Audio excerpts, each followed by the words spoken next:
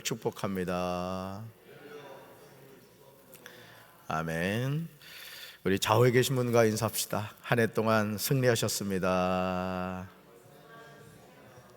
그리고 우리 주일마다 우리 반주해 주는 우리 담배에게 축복의 박수 해줍시다. 그래, 감사해요. 네. 오늘 욥기 7장 1절부터 21절까지 말씀으로 바람 같음을 생각하라, 바람 같음을 생각하라, 이런 제목으로 말씀의 은혜를 나누고자 합니다.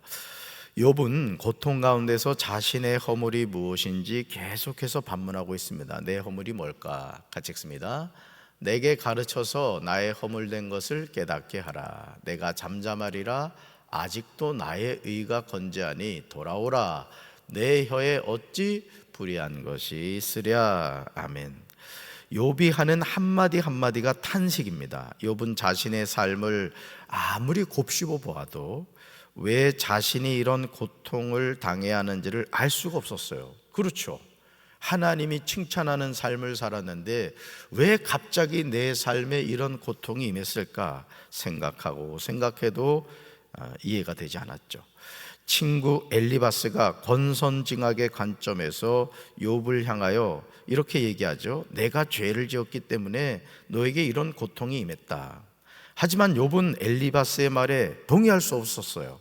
왜냐하면 욥은 그렇게 살지 않았거든요. 하나님이 욥을 칭찬한 삶을 보면 정말 욥의 삶은 칭찬받을 만한 그런 삶을 살았던 겁니다. 엘리바스는 너무 쉽게 권선징악의 관점에서 욥을 정죄한 겁니다. 그러니 욥의 입장에서 자신을 생각한다는 친구 엘리바스가 하는 말이 얼마나 고통스럽겠습니까? 마치 이렇게 칼로 어떻게 하다가 손을 베었는데 거기에 소금을 뿌리는 것과 마찬가지인 거예요. 그러니까 한마디 한마디가 엘리바스의 말은 욥에게 고통이었던 겁니다. 아마 자신의 심장을 열어서 보여주고 싶은 마음이 들었을 겁니다. 내가 이제까지 어떻게 하나님 앞에 살았고 내가 내 주변 사람들에게 어떤 삶을 살았는지를 아마 보여주고 싶었을 거예요. 그러므로 욥이 하는 말에는 이런 아픔이 고스란히 담겨 있음을 보게 됩니다. 그러므로 욥은 인생살이가 치열한 전쟁터와 같다고 탄식하고 있어요. 인생살이가 뭐 같아요? 치열한 전쟁터와 같다. 세상살이가 날마다 고되고 고된 일 되풀이하는 품팔이꾼과 무엇이 다르냐고 반문하고 있습니다. 세상살이가 날마다 고되고요, 또 고된 일 되풀이하는 뭐 같다고요? 품팔이꾼과 같다는 거예요. 날마다 하루하루 가서 이렇게 노동을 하는 것과 같다는 거죠. 그렇습니다. 우리가 살아가는 삶의 여정을 보면 총성이 없는 전쟁터와 같죠. 우리는 이런 삶의 여정에서 살아남아야 합니다. 전쟁에서 중요한 것은 이기는 거죠. 전쟁에서 지면 우리는 포로가 됩니다. 특별히 우리가 살아가는 삶의 여정은 영적인 전쟁터임을 잊지 말아야 됩니다. 예측하지 못한 일들이 계속 일어납니다. 그래서 이번에 그 이성균 배우 같은 경우도 보면은 참 오죽 고통스러웠으면 그런 극단적인 그 선택을 했겠어요, 그죠? 우리가 그 심정을 다는 이해할 수 없어도 19시간 경찰의 취조를 받고 그냥 온 매스컴을 통해서 그냥 완전히 인격 살인을 당한 거 아닙니까? 죄는 죄로 묻고 한 사람의 인격은 존중해 둬야 되는데 완전히 거의 생매장 하듯이 해버린 거예요. 그러니까 어떤 그동안에 자신이 무명 배우에서 이제 막 그 기생충을 통해서 세계적인 톱스타의 반열로 올라가는 상황에서 추락을 한 거잖아요. 그렇지만 한편으로 생각하면 그 아들이 둘이 있다 그래요. 아들이 있고 그 전혜진인가? 전혜진 맞지? 그 아내도 배우 잘합니다. 연기를 잘하는데 그 가족을 이렇게 남겨두고는 세상을 떠난 거죠. 오늘 우리가 이 세상 살아가면서도 그렇지 않아요? 여러분 죽고 싶을 때 있죠? 네, 대답 안 해도 알아요. 저도 힘들고 어려울 때는 그런 감정을 느낄 때가 있었거든요. 만약 우리가 영적으로 깨어있지 않으면 우리는 우는 사자같이 삼킬 자를 찾는 마귀의 밥이 되고 맙니다. 욥은 자신이 이렇게 고백하죠. 같이 읽습니다. 여러 달째 고통을 받으며 이 길고 지친 밤을 외롭게 보내야만 한다. 벌써 여러 달이 지난 거예요. 여러 달째 고통을 받으며 보세요. 이 길고 지친 밤을 외롭게 보내야만 한다. 여러분, 사람이 아프면 잠이 오지 않거든요. 그러니까 거의 날밤을 새듯이 고통을 당하고 있는 거예요. 얼마나 괴로운 삶의 여정이겠습니까? 욥기 7장 4절과 5절을 보시면 우리는 욥이 고백하는 말을 통해서 충격을 받지 않을 수 없습니다. 하나님에게 칭찬을 받았던 욥의 삶이 이토록 큰 고통을 당했다는 것이 전혀 이해가 되지 않습니다. 어떻게 하나님은 욥을 사탄의 손에 내어 맡기셨을까요? 또 바꿔 말씀드리면 하나밖에 없는 독생자 예수 그리스도를 그 십자가에서 모진 고통을 당하게 하셨는가라는 것이죠. 여러분, 예수님이 여러분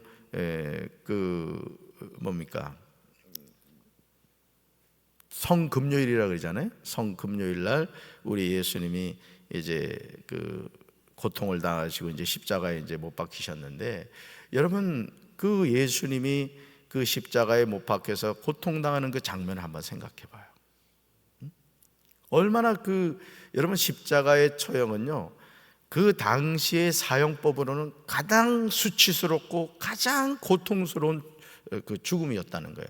완전히 발가벗겨 가지고 말이죠. 그 땡볕에 사람을 완전히 저기 한다고 생각해 보세요. 얼마나 부끄럽겠습니까? 그렇죠? 얼마나 고통스럽겠어요. 그런데 하나님이 자기 아들을 그렇게 하셨다고요. 무엇 때문에? 우리의 죄 때문에 그렇게 하셨다는 것이죠. 어느 누가 욥의 심정을 이해할 수가 있겠습니까? 우리 욥기 7장 4절과 5절 읽습니다. 내가 누울 때면 말하기를 언제나 일어날까, 언제나 밤이 갈까 하며 새벽같이 이리 뒤척 저리 뒤척 하는구나. 내 살에는 구더기와 흙덩이가 의복처럼 입혀졌고 내 피부는 굳어졌다가 터지는구나. 아멘. 잠을 잘 수가 없는 거예요. 온몸이 발바닥부터 정수리까지 거의 악창 수준으로 생겼기 때문에 이리 누워도 깜짝 놀라고 저리 누워도 깜짝 놀라는 거예요. 심지어 뭐라고 나와요? 내 살에는 구더기와 흙덩이가 의복처럼 입혀졌다. 그러니까 구더기가 몸에 기어다니는 거예요. 그러니 피부가 굳어졌다가 터지는 거죠. 너무 고통스러워 잠을 잘 수 없는 욥의 심정이 느껴지십니까? 얼마나 괴로우면 누울 때 언제나 일어날까, 언제나 밤이 갈까, 새벽까지 이리 뒤척 저리 뒤척 하겠습니까? 정말 끔찍하게도 욥의 온몸에는요 구더기가 득실거리고 옴딱지가 덕지덕지 붙어 있습니다. 심지어 욥의 짓무른 상처에는 고름만 흘러나옵니다. 이건 사람이 아니죠. 그러니까 여러분, 욥의 세 친구가 욥을 바라봤을 때 알아봤어요? 못 알아봤어요? 못 알아봤어요. 너무 그냥 흉측하게 돼가지고 이건 사람이라고 할 수 없는 그런 모습이었던 거죠. 얼마나 괴롭겠습니까? 사랑하는 성도 여러분, 오늘 우리 삶에 이런 고통이 존재하지 않습니까? 하루 마음 편하게 살았던 때가 언제입니까? 여러분 어떠세요? 하루 마음 편하게 살았던 때가 언제입니까? 아마 우리 부모는, 여기 계신 부모님들은 흔히 하는 말로 눈에 흙 들어올 때야 진짜 편히 쉬는 거예요. 편히. 그래서 우리가 참된 쉼을 누릴 수 있는 것은 어디예요? 주님의 품인 거예요. 그래서 주님이 뭐라고 말씀하세요? 수고하고 무거운 짐진 자들아 다 내게로 오라. 아멘이십니까? 여러분, 우리는 언제나 마음에는 알 수 없는 불안감으로 가득하죠. 내 삶에 전혀 일어나지 않을 일들로 염려하고 걱정하면서 힘겹게 살아갑니다. 이제 욥의 삶에는 그 어떤 희망도 보이지 않아요. 아니, 욥은 자신에게 일어난 알 수 없는 인생의 재앙에 대해서 그 어떤 설명도 할 수 없습니다. 친구 엘리바스가 말하는 권선징악의 관점에서 해석하지 않고서는 도저히 설명할 길이 없어 보이는 거예요. 그러니까 이 권선징악의 관점, 인과응보의 어떤 관점은요 너무나 편한 거예요. 자, 어떤 사람의 인생에 고난과 역경이 다가온다. 그러면 뭐 때문이다? 죄 때문이다. 자, 어떤 사람이 하는 일이 잘 됐다. 왜? 복을 받아서 그렇다. 이게 너무 좋은 거예요. 너무. 그러니까 대부분의 사람들이 누군가에게 고난과 역경이 다가오면 죄 지어서 그래, 또 어떤 사람이 우연히 로또를 샀는데 100억이 됐어. 어유 복 받아서 그래. 사람들은 이런 어떤 그 관점에 아주 익숙해져 있다는 거예요. 근데 오늘 욥기는 우리에게 뭐라고 말하고 있죠? 그런 거 아니야. 인생이 고난당하고 역경당한다고 그 사람의 죄 때문인 건 아니에요. 물론 죄 때문에 그럴 수는 있지만 다 그렇지는 않다는 거예요. 욥기는 우리에게 그것을 계속해서 말해주고 있는 것입니다. 여러분, 욥은 엘리바스의 말에 동의할 수가 없었어요. 아니, 자신에게 일어난 일들이 죄를 지었기 때문이라는 친구의 말에 대해서 받아들일 수 없었던 거죠. 그렇죠? 하나님도 아셨고 욥도 알았단 말이에요. 자신이 어떻게 이 세상을 살아왔는가를 알았죠. 하지만 현실적으로 욥의 주장에 대해서 아무도 인정하려고 하지 않습니다. 이것이 고통입니다. 사랑하는 성도 여러분, 지금 인생에서 어떤 고난을 경험하고 계십니까? 당하고 계십니까? 주변에 있는 사람들이 여러분을 향하여 자신의 죄를 회개하라고 종용하지 않습니까? 너 죄 지어서 그런 거야, 빨리 회개해야 돼, 그렇게 얘기하지 않습니까? 그렇다면 하나님 앞에서 겸손히 자신의 삶을 돌이켜보시기 바라요. 하나님 앞에 즉시 서시길 바랍니다. 그렇게 할 때 하나님은 우리가 당하고 있는 고난에 대해서 말씀해 주실 것입니다. 욥은 자신에게 갑자기 임한 많은 고난을 통하여 자신의 삶을 돌이켜보게 되었습니다. 만약 욥의 삶이 평탄했다면 자신의 삶에 대해서 그는 바로 보지 못했을 거예요. 그래서 때로는요, 우리가 어떤 육신의 병을 이렇게 앓게 된다거나 갑자기 어떤 뜻하지 않는 인생의 경험을 통해서 우리 자신이 자신의 삶을 새롭게 바라보게 되는 그런 계기가 되기도 합니다. 사람은 누구나 고난 앞에서야 자신의 삶에 대해서 진정으로 돌이켜보게 됩니다. 이것이 모든 인생의 한계이기도 해요. 미리 좀 깨달으면 좋은데, 미리 알면 좋은데 어떤 고난을 통해서 아, 그렇구나, 그런 거구나, 하나님은 이렇게 일하시는구나, 그걸 깨닫게 된다는 거죠. 욥기 7장 6절과 7절에서 욥이 깨닫게 된 사실이 무엇입니까? 같이 읽습니다. 나의 날은 배틀의 북보다 빠르니 희망 없이 보내는구나. 내 생명이 한낮 바람 같음을 생각하옵소서. 나의 눈이 다시는 행복을 보지 못하리다. 아멘. 이런 그 토크쇼의 여왕이라고 하는 그 오프라 윈프리, 여러분 제가 몇 번 말씀드린 것 같은데, 어린 시절 그 성폭행을 당하고 그 후유증으로 그냥 그 폭식을 하죠. 폭식을 하면서 그냥 뭐 아주 그냥 엄청나게 살이 찌는 거예요. 그런데 어머니가 거의 방치를 했다 그러죠. 아버지를 이제 만나게 되는 거예요. 아버지를 만났는데 아버지가 오프라 윈프리에게 이런 말을 해줬다 그래요. 넌 소중한 존재다. 윈프리, 넌 아주 소중한 존재야. 이걸 이제 알려줍니다. 그러면서 이 오프라 윈프리가 자신의 삶에 대해서 다시 생각하게 되고 이제 꿈을 꾸게 되죠. 그러면서 이제 자신의 어떤 이 토크 이런 걸 잘한다는 걸 알게 되는 거예요. 그러면서 이제 지방 방송부터 이렇게 했는데, 그 지방 방송에서 오프라 윈프리가 하는 그 방송이 막 그냥 시청률이 엄청나게 대박이 터진 거예요. 그러면서 이제 중앙 방송으로 가게 되고 결국은 나중에 오프라 윈프리 쇼라는 토크쇼를 하게 됩니다. 그러면서 뭐 세계적인 명사가 되죠. 여러분, 그러면서 그 오프라 윈프리가 자신의 삶에서 아주 중요한 터닝 포인트가 있었다고 얘기를 합니다. 그게 뭐냐면은 자기가 감사 노트를 준비해가지고, 감사 노트, 제가 생명록 준비하라 그랬어요. 1월 7일 날 주일날 내가 저 현관에서 생명록을 확인을 할 거야. 노트 꼭 준비하세요. 준비하셔서 꼭 여러분들이, 내가 2024년 우리 집에 있는 큰아들부터 해가지고 구원받아야 될 이름은 생각나는 데 다 쓰십시오. 그래서 그 기도 제목도 쓰고 이렇게 해서 매일 기도를 하란 말이에요. 근데 오프라 윈프리가 이 노트를 준비한 거예요.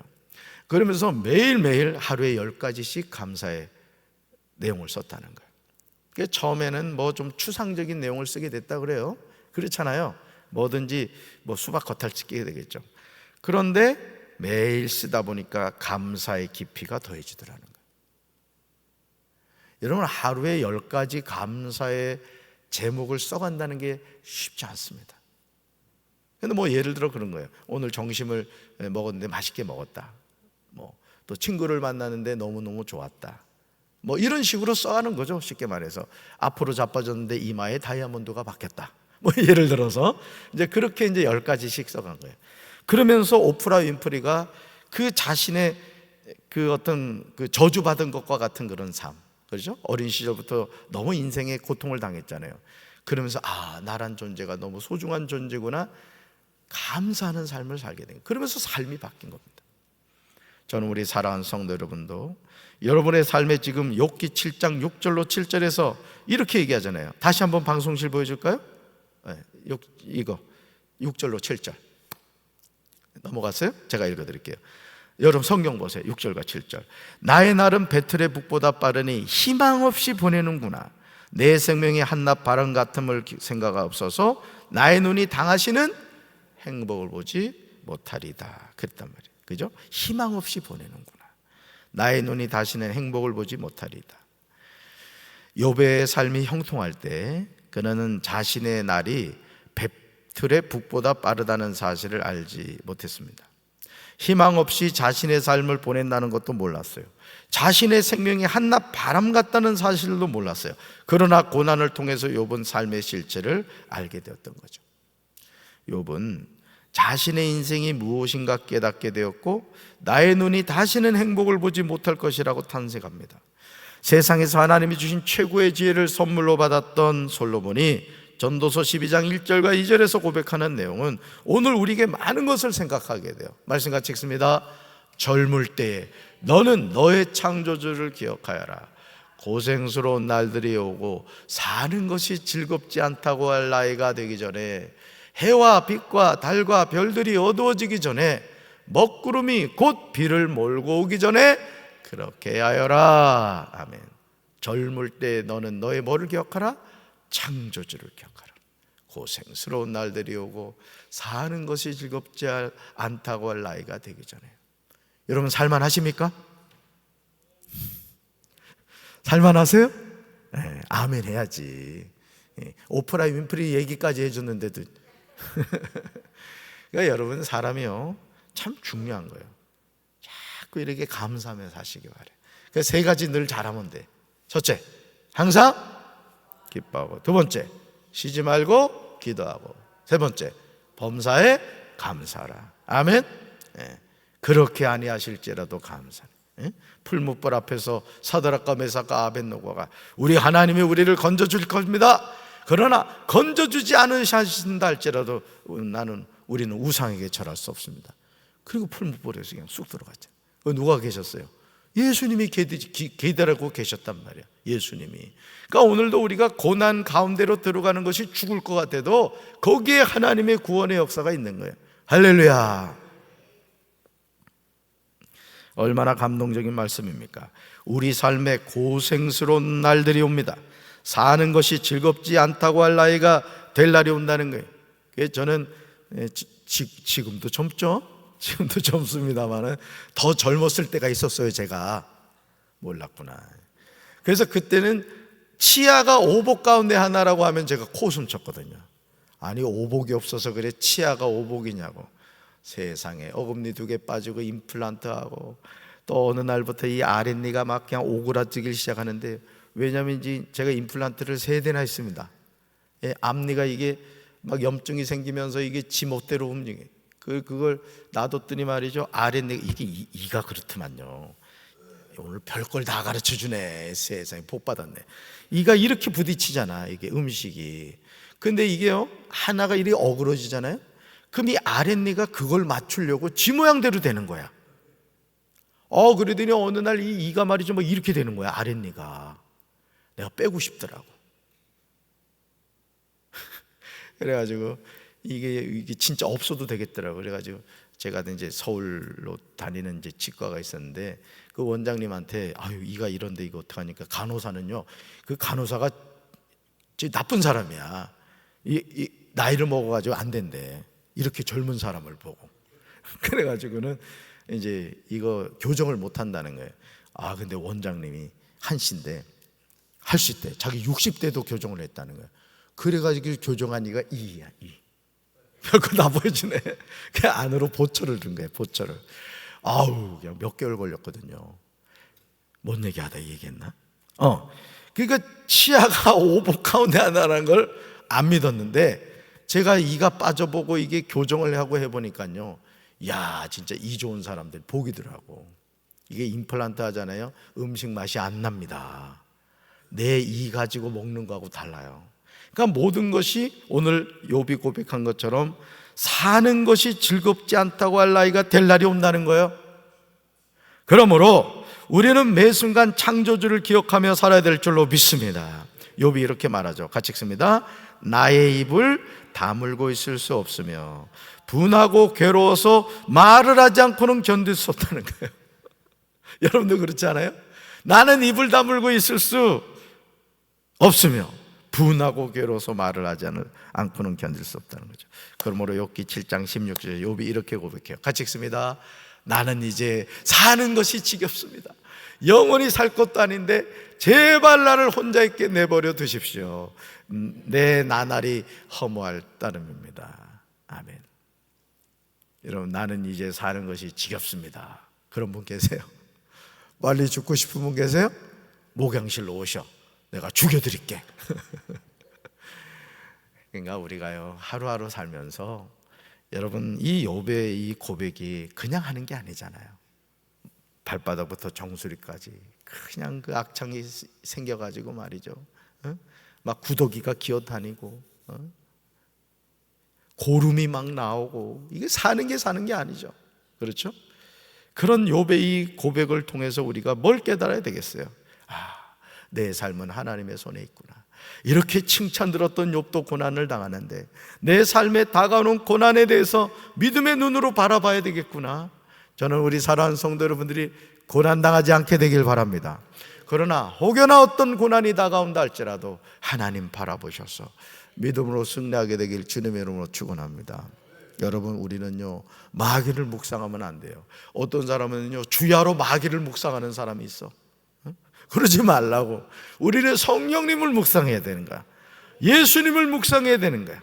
그리고 자꾸 여러분이요 긍정의 자석, 믿음의 자석, 축복의 자석이 되라고요. 여러분 자석이요. 자, 절 보세요. Attention please. 여기 이게 만약에 자성이 강한 자석이라고 칩시다. 그러면 여기에 뭐가 와서 붙어요? 뭘 눈만 껌뻑거리고 있어. 자석에는 철이 와서 붙지.